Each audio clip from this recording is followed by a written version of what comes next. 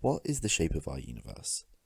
A fundamental concept in cosmic topology is asking the simple question, what does our universe look like?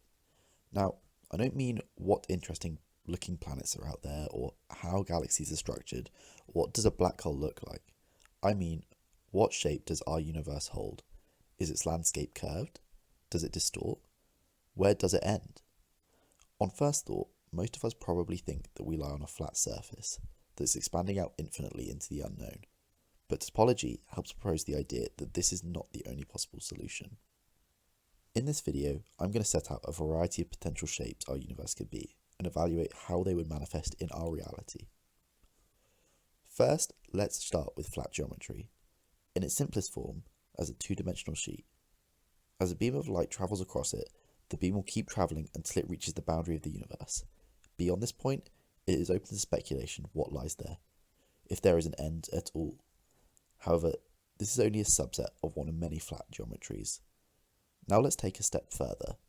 If you recall back to the presentation on geometry and Euler's characteristic, we can apply the idea of creating a torus from a piece of paper. By wrapping the sheet into a cylinder and then stretching it around again, we can form a torus.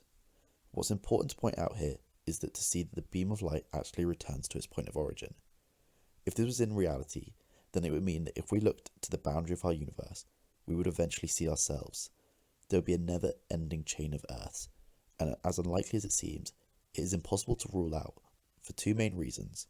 One, the boundary is to be found outside of the observer universe, and two, the universe is on such a large scale that we do not have a strong enough apparatus or the time to find a section of the sky that repeats itself. A second possible outcome is that the universe is shaped as a sphere.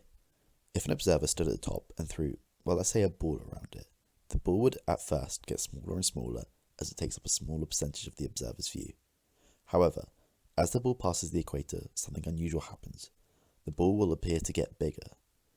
This is because it begins to take up more of the observer's vision, except this time it isn't because the ball is getting closer to the observer, but because the observer's cone of vision begins to converge. By the time it reached the opposite pole, the ball would be all that they saw, acting as a backdrop for any other objects in the foreground.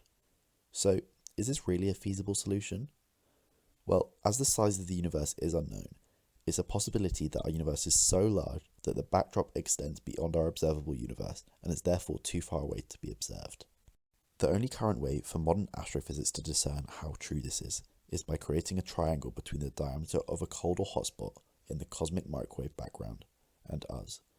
If the triangle has non-Euclidean geometry, angles add up to more than 180 degrees, then there is proof that the universe may be on a sphere. However, due to the universe's scale, these angle changes would be so small that we have yet to find evidence to prove this theory correct.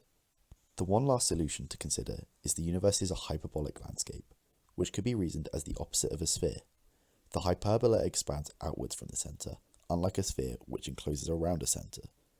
It can be described as a saddle shape that was seen earlier. In this case, objects appear to shrink exponentially as they move away from the observer. So how would we prove this?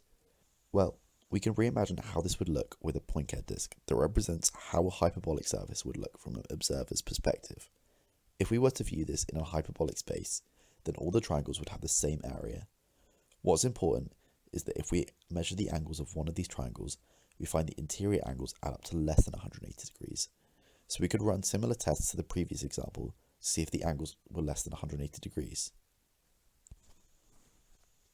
As bizarre as it sounds, these theories are theoretically possible. It's comparable to looking out at the horizon. Although it looks flat, when taking a look at the large picture, we see just how curved the Earth is. However, as theories, there are still possible discrepancies.